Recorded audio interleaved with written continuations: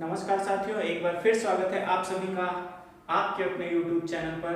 तो दोस्तों, एलसीएम और एचसीएफ में आज हम पार्ट 3 में एचसीएफ की बात करेंगे। पार्ट 2 में मैंने एलसीएम के वर्ड प्रॉब्लम के बारे में बताया था।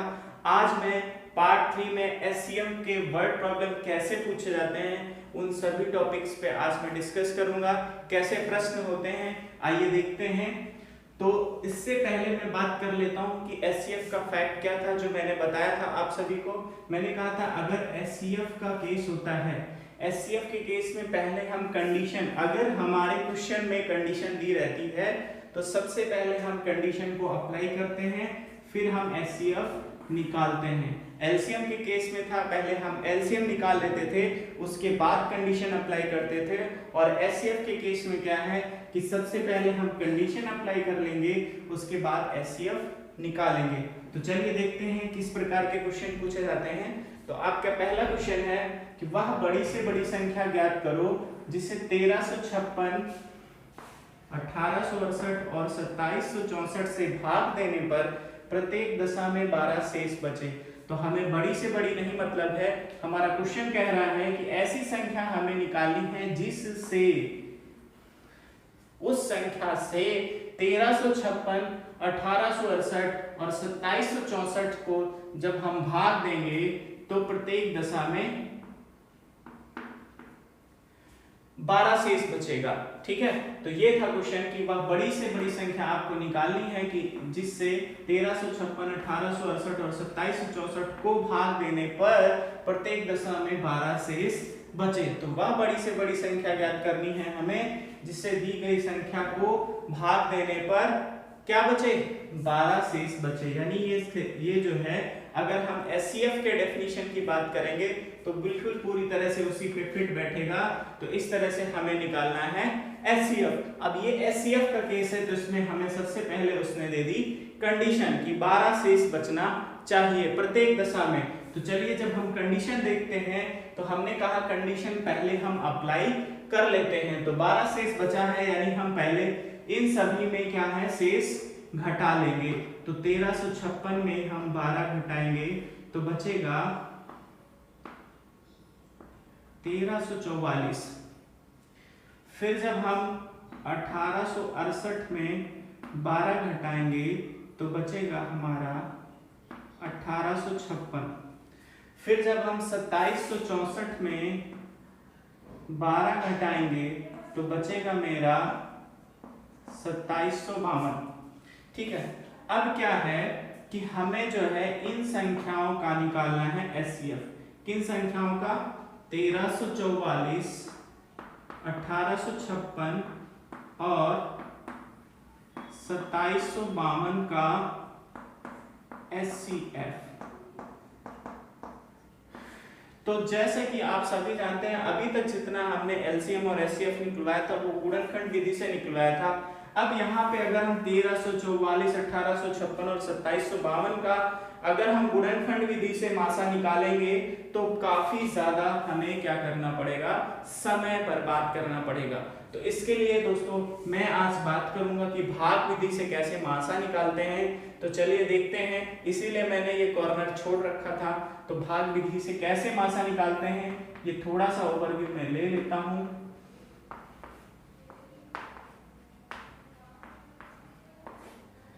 अगर जैसे हम पहले छोटा सा एक एग्जांपल लेते हैं, मान लिया मैंने 42 और 70 का मासा। अगर दो संख्याएं उनका हमें मासा निकालना है तो भाग विधि से कैसे निकालते हैं, तो हम क्या करते हैं, जो छोटी संख्या होती है उसको बड़ी संख्या से क्या करते हैं, जो बड़ी संख्या होती है उसको छोटी संख्या से हम क्या कर देते हैं, भाग कर देते हैं। यानी हम 70 को 42 से भाग करेंगे तो 42 एकम 42, 8, 28, फिर 42, फिर एक कम जाएगा, फिर 28, 12 में 8 जाएगा 4 और एक 14।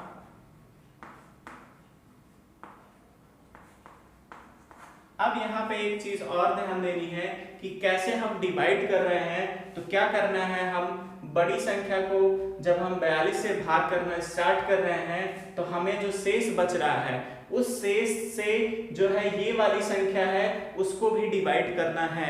फिर जो शेष बचेगा उस शेष को ये वाली संख्या जिससे हमने भाग किया था उससे डिवाइड करना है, और यही प्रोसेस हम तब तक करते रहेंगे जब तक संख्या कंप्लीटली डिवाइड ना हो जाए। तो इस तरह से जो हमारा एचसीएफ आया वो आया 14, यानी लास्ट में जो संख्या बचती है डिवाइड करने के बाद तो वो जो सबसे छोटी संख्या होती है जिससे कंप्लीटली डिवाइड हो जाता है वही संख्या जो होता है वो हमारा एचसीएफ होता है। तो दोस्त एक बार फिर मैं बता रहा हूं कि जब बड़ी संख्या और दो संख्याओं का अगर हमें मासा निकालना है तो हम बड़ी संख्या को छोटी संख्या से भाग करते हैं, और भाग किस तरह से करते हैं ये ध्यान देना है कि जो शेष बचता है उसको फिर जो भाजक होता है उसको फिर भाज्य मानकर हम उससे भाग करते हैं। फिर जो शेष बचता है फिर इधर जो 28 रहता है इससे भाग करते हैं।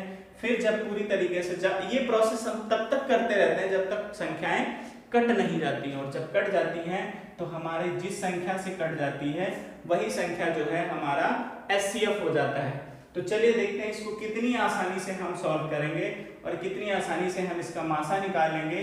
गुणनखंड विधि से जो है निकालना बहुत कठिन होगा, इस वजह से हम जो है भागफल विधि से निकालेंगे। तो 1344, 1856 और 2752। अब यहाँ पे तीन संख्याएं दी गई हैं तो हम कैसे भाग विधि से मासा निकालेंगे। तो आपको कुछ नहीं करना है, आप जो सबसे छोटी संख्या और उससे बड़ी संख्या जो है यही दो संख्याएं उठा लेनी है और उसको एक दूसरे से भाग करना है। कैसे भाग करना है, 1856 को 1344 से भाग देंगे तो जाएगा एक बार, तो बचेगा 1344, 2 1 8 में 3 जाएगा, बचेगा 5। फिर हम 1344 अब यहाँ ले आएंगे, ये समझ में आ रहा होगा जो घटाने पे शेष बचा अब यहाँ पे आ गया। अब फिर 512 को हम 1344 को हम 512 से भाग करेंगे तो ये जाएगा 2 बार, तो इस तरह से बचेगा 1024 आएगा, और यहाँ पे बचेगा 0, यहाँ पे बचेगा 2 और यहाँ पे बचेगा 3। ठीक है, अब आया 320। 320 को जब हम 512 से भाग करेंगे तो एक बार जाएगा और यहाँ पे आएगा 2, यहाँ पे 9 और यहाँ पे 1। 192 को 320 से फिर भाग देना है। यहाँ पे हम थोड़ा सा बच जा रहा है स्पेस तो हम यहाँ कर रहे हैं। 192 को जब हम 320 से करेंगे फिर एक बार जाएगा तो 192, फिर घटाएंगे तो क्या होगा, यहाँ पे 10 में 2 गया 8, 11 में 9 गया 2, और ये 128 को 192 से जब करेंगे फिर एक बार 12 में 8 गया 4, और यहाँ पे 8 में 6 गया। फिर 64 को जब 128 से करेंगे तो दुना 128, और ये देखिए यहाँ पे पूरी तरीके से कट गया। तो इस तरह से जो सबसे छोटी संख्या यानी 64 जो आई यही जो है हमारा क्या होगा, मासा होगा।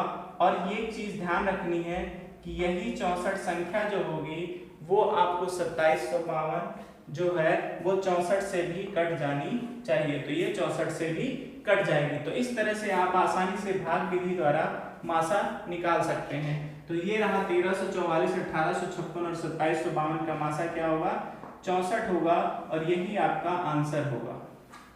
यानी आपका सवाल कह रहा था, ये तो था भाग विधि से कैसे हम मासा निकालते हैं, तो ये जब अब आप सवाल पे आएंगे तो सीधा सा सवाल था कि वह बड़ी से बड़ी संख्या ज्ञात करनी है कि जिससे 1356, 1868 और 2764 को भाग देने पर प्रत्येक दशा में 12 शेष बचे। तो उस तरह से हमने निकाला तो आपका क्या आया, पहले हमने कहा कंडीशन दी है, कंडीशन को हम माइनस कर लेते हैं अकॉर्डिंग टू दिस पॉइंट। हम क्या करते हैं, कंडीशन को जब हम माइनस कर लेते हैं, माइनस करने के बाद जो संख्याएं बची उनका हमने कहा मासा निकालना है, और उनका मासा हम भाग विधि से आसानी से निकाल लिए, और इस तरह से हमारा जो आंसर आया वो 64 आ गया। चलिए अगले क्वेश्चन पे आते हैं। ये बहुत ही इंपॉर्टेंट क्वेश्चन है, ये समझिए कि अनुप्रयोग होता है मासा का।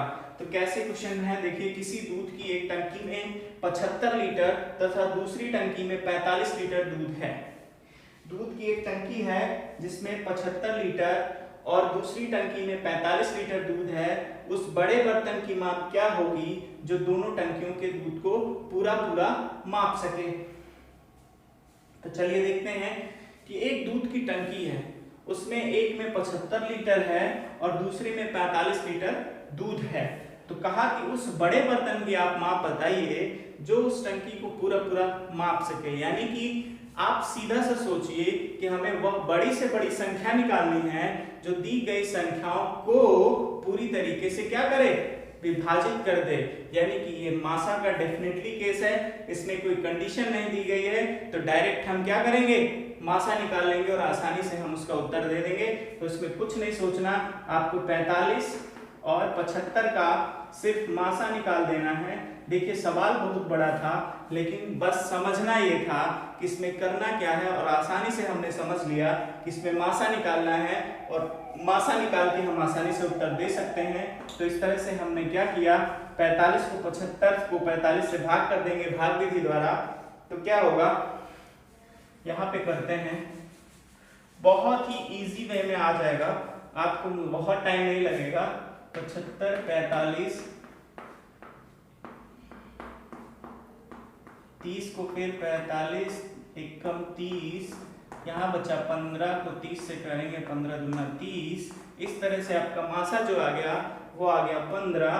तो आपका उत्तर क्या आया, 15। यानी कि 15 लीटर जो है अगर माप का हम बर्तन लेंगे तो आप 45 लीटर भी माप सकते हैं और 75 लीटर भी माप सकते हैं।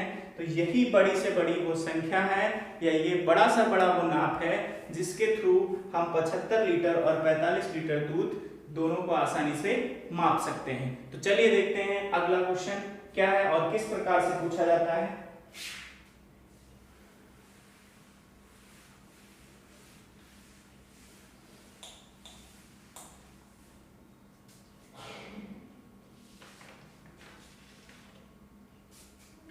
क्वेश्चन कह रहा है कि 78 सेंटीमीटर, 104 सेंटीमीटर,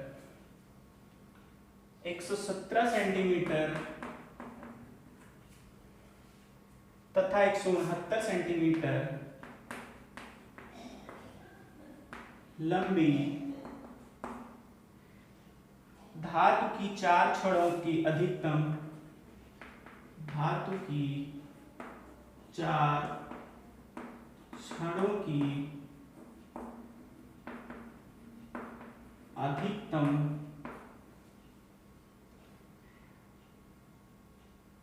लंबाई में काटने पर छड़ों की संख्या क्या होगी। अधिकतम लंबाई में काटने पर छड़ों की संख्या क्या होगी। चलिए देखते हैं ये कैसा क्वेश्चन है, कैसे पूछा जा रहा है।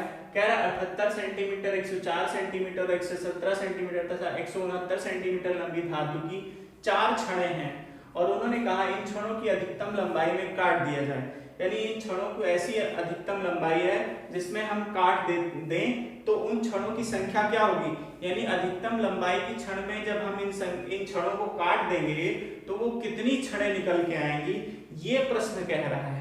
तो सबसे पहले हमें जानना यही जरूरी है कि वो अधिकतम लंबाई ही क्या है जिसमें हम छड़ों को काट रहे हैं। तो सबसे पहले हम खुद ही देख ले रहे हैं कि हमें ऐसी बड़ी से बड़ी संख्या निकालनी है जो इन संख्याओं को पूरी तरीके से विभाजित कर दे, तभी हम वो अधिकतम लंबाई की छड़ें काट पाएंगे। यानी इन संख्याओं का हमें क्या निकालना है, मासा निकालना है। तो कुछ नहीं करना है, आपको 78, 104, 117 तथा 169 सेंटीमीटर का मासा निकाल देना है। बड़ी ही आसानी से आप सवाल पढ़ते ही समझ जाएंगे। इनका मासा निकालना है। मासा आप गुणनखंड विधि से भी निकाल सकते हैं, भाग विधि से भी निकाल सकते हैं, मैंने आपको बता दिया है। तो इस तरह से जैसे ही मासा निकालेंगे तो मैं बता रहा हूँ मासा जो आएगा इसका 13 आएगा। यानी 13 सेंटीमीटर ऐसी अधिकतम लंबाई है जिसमें छड़ों को आप बराबर काट सकते हैं। और जब 13 सेंटीमीटर आ गया फिर आपको चेक करना है कि अधिकतम छड़ों की संख्या क्या होगी। यानी कि अगर हमारी 78 सेंटीमीटर की है तो उसको 13 सेंटीमीटर की हमें काटनी है, तो उसकी कितनी संख्याएं होगी? तो छड़ों की अधिकतम संख्या अब निकालनी है, तो छड़ों की संख्या जो होगी वो होगी आप 13 सेंटीमीटर अधिकतम लंबाई है, 78 सेंटीमीटर की छड़ थी, उसको काटेंगे तो कितनी छड़ें निकल के आएंगी? 13 छड़ 78, 6 छड़ निकल के आएंगी। फिर उसी तरीके से 104 सेंटीमीटर की है और आप 13 से करेंगे तो कितने आएंगे? 8। फिर आप 117 से 13 को डिवाइड करेंगे तो 13 9। फिर आप 169 को 13 से करेंगे तो 13। तो इस तरह से जो अधिकतम छड़ों की संख्या जो आ रही है वो 6 धन 8 धन 9 धन 13। इनको आप जोड़ लीजिए तो 8 6 14, 14 और 9, 14 और 6 20, 3 23 और 13 कितना हो गया? 8 और 6 14, 14 और 9, 14 6 20, 3 23, 3 26 10 36। तो इस तरह से छड़ों की संख्या जो आई आपकी वो कितनी आ गई? 36। तो जैसा कि आपने देखा कि किस प्रकार से क्वेश्चन पूछा जा रहा है और हम कैसे इजीली मासा निकालना सीखेंगे और कैसे हम मासा को निकाल के तुरंत आंसर पा रहे हैं। तो क्वेश्चन को ही पढ़ना है आपको और इजी वे में समझना है कि क्वेश्चन में मासा निकालना है या लासा। तो दोस्तों आपने देखा कि ऐसे क्वेश्चन में आपने क्या निकाला? मासा। क्यों निकाला? क्योंकि मासा ही पूछ रहा है, वो अधिकतम लंबाई की छड़ ही पूछ रहा है, यानी अधिकतम लंबाई की संख्या पूछ रहा है। जो इन संख्याओं को काट दे यानी इसका मतलब डेफिनेटली हो गया इन संख्याओं का आप जैसे ही मासा निकालेंगे वो अधिकतम लंबाई की छड़ पता चल जाएगी। और यदि छड़ों की संख्या निकालनी है तो आपको इन लंबी छड़ों को क्या करना है? उस अधिकतम लंबाई से डिवाइड कर देना है। तो जितनी बार कटेगी उतनी ही छड़ें जो है निकल के आएंगी और उनको आपस में जोड़ लेंगे तो कुल छड़ों की संख्या आपको पता चल जाएगी। चलिए देखते हैं अगला क्वेश्चन क्या कह रहा है।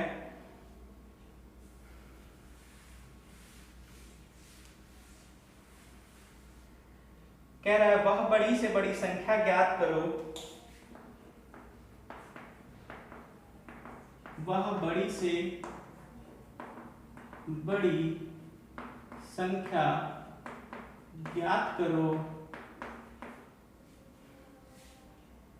जिससे 187, 233, 289 से को भाग देने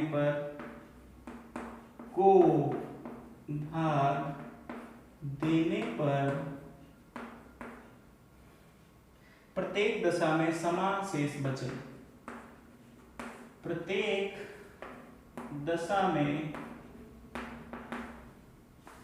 समान शेष बचे। अब देखिए इस टाइप के क्वेश्चंस को हम कैसे सॉल्व करते हैं। सबसे पहले तो मैंने देखा कि कह रहा है वह बड़ी से बड़ी संख्या ज्ञात करो जिससे 187, 233, 289 को भाग देने पर प्रत्येक दशा में समान शेष बचे। एक कंडीशन भी दे दी उसने कि समान शेष बचना चाहिए, लेकिन हमें यह पता चल गया कि हमें ऐसी बड़ी से बड़ी संख्या ज्ञात करनी है जो 187, 233 तथा 289 को भाग देने पर, यानी उन संख्याओं से उस संख्या से भाग देना है हमें इन संख्याओं को। तो इस तरह से हमें पता चल गया कि ये मासा का सवाल है, लेकिन उसमें एक कंडीशन दे दी कि समान शेष बचे। अब ये कहता 12 शेष बच रहा है, 13 शेष बच रहा है, तब तो हम क्या करते पहले हम कंडीशन को अप्लाई कर लेते, जैसा कि हमने पहला सवाल बताया। लेकिन शायद मैंने फैक्ट में आप सभी को बताया था कि समान शेष जब बचता है तो उस केस में हम क्या करते हैं। अगर नहीं बताया था तो आप लोग नोट कर लीजिए कि समान शेषफल के केस में लिख लीजिए, समान शेषफल के केस में हम संख्याओं को आपस में घटा लेते हैं। एक फैक्ट वो भी ऐड कर लीजिए कि जब समान शेषफल का केस बनेगा तो हम संख्याओं को क्या करेंगे, आपस में घटा लेंगे और जो फिर उन संख्याओं का हम क्या करेंगे, मासा निकाल लेंगे। तो इस तरह से हम क्या करते हैं, समान शेषफल का केस है तो हम क्या करेंगे, संख्याओं को आपस में घटा लेंगे। संख्याओं को आपस में घटाएंगे, 289 माइनस 187।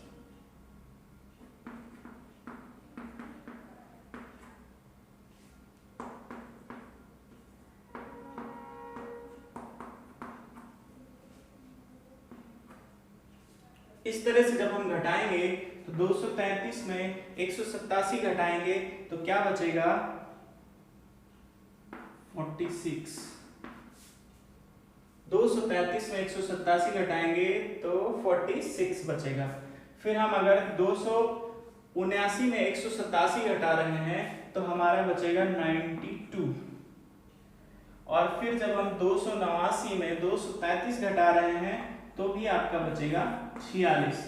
तो इस तरह से समान शेषफल के केस में हम संख्याओं को आपस में घटा लेते हैं और फिर जो संख्याएं बचती हैं उनका हम क्या करते हैं, मासा निकाल लेते हैं। तो इस तरह से आपको दिख रहा है कि 46, 92 और 46 का जब हम मासा निकालेंगे तो बड़ा ही आसान है कि 46 से 92 कट जा रहा है तो मासा जो आएगा वो 46 ही आएगा और यही आंसर होगा। ये आपको लगाने में मुश्किल से 1 मिनट लगेगा। आपको क्या करना है, बस इतना ही ध्यान रखना है कि समान शेषफल के केस में हम संख्याओं को आपस में घटा लेंगे और हमने संख्याओं को आपस में घटा लिया। उसके बाद जो संख्याएं बची उनका हमने मासा निकाला और हमारा उत्तर मिल गया। तो दोस्तों ये थे एचसीएफ के वर्ड प्रॉब्लम, जिनको हम किस तरह से सॉल्व करते हैं और कैसे पूछे जाते हैं। इससे अधिक जो है वर्ड प्रॉब्लम नहीं पूछे जाते हैं। जितने भी केस थे वो सारे टाइप के हमने क्वेश्चंस बता दिए। नंबर ऑफ क्वेश्चंस भले ही कम थे लेकिन मैंने सारे टाइप को क्लियर कर लिया है। अब आप जिस बुक से भी सवाल लगा रहे हैं उसमें देखिएगा आपको ये सारे टाइप मिलेंगे और आप हर टाइप पे जो है जिस तरह से मैंने बताया उसको आप अप्लाई करेंगे और इजी वे में आप क्वेश्चन को सॉल्व करेंगे। आइए देखते हैं अगला प्रश्न।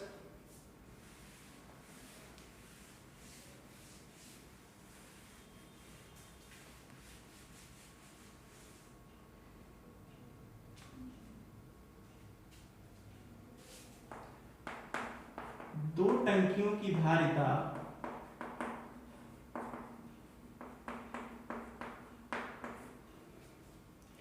120 लीटर तथा 56 लीटर है, वह बड़ी से बड़े किस माप का डिब्बा होगा। वह बड़े से बड़े किस माप का डिब्बा होगा जो प्रत्येक टंकी के द्रव को पूरी संख्या में नापे। जो प्रत्येक टंकी के द्रव को पूरा नाप दे। बड़ा ही आसान क्वेश्चन है। इस टाइप का सवाल मैंने लगा दिया आपको। मैंने कहा मैंने सारे टाइप डिस्कस कर लिए हैं। अब आपको सिर्फ इतना ही करना है कि आप जिस बुक से भी आप क्वेश्चंस को उठा रहे हो आप देखेंगे तो एचसीएफ के जो है मोस्टली सभी टाइप के क्वेश्चंस जो हैं आपके इजी वे में सॉल्व हो जाएंगे। तो चलिए एक सवाल बचा है उसको भी सॉल्व करते हैं। क्या कह रहा है, दो टंकियों की धारिता 120 लीटर और 56 लीटर है। अब कहा गया ऐसा बड़ा सा बड़ा बर्तन निकाल लीजिए भैया जो प्रत्येक टंकी के द्रव को पूरा नाप दे।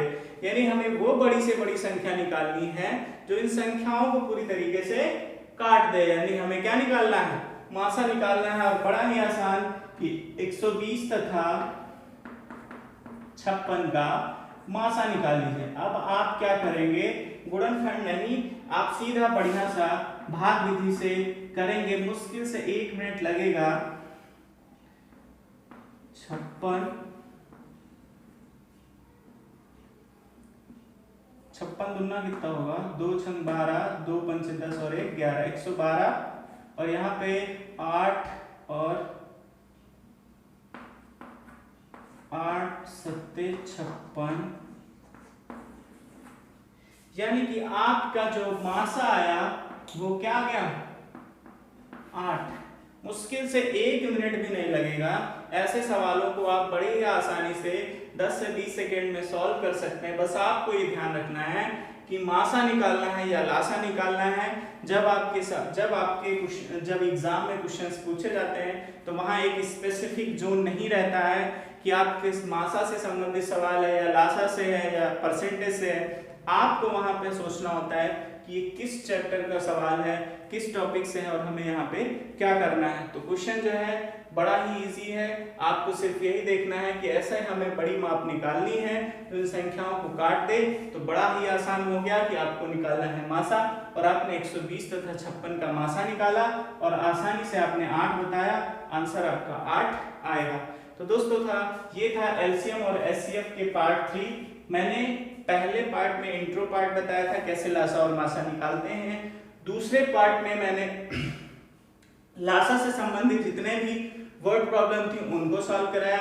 और आज तीसरे पार्ट में मासा से संबंधित जितने भी प्रश्न पूछे जाते हैं, यानी एचसीएफ से संबंधित जितने भी वर्ड प्रॉब्लम पूछी जाती हैं, उन सभी के टाइप को आज मैंने डिस्कस कर लिया है। आप सभी अपनी जिस बुक से भी पढ़ रहे हो आप उनसे लगाइए, आपको सारे टाइप के क्वेश्चंस इसी वीडियो में मिलेंगे।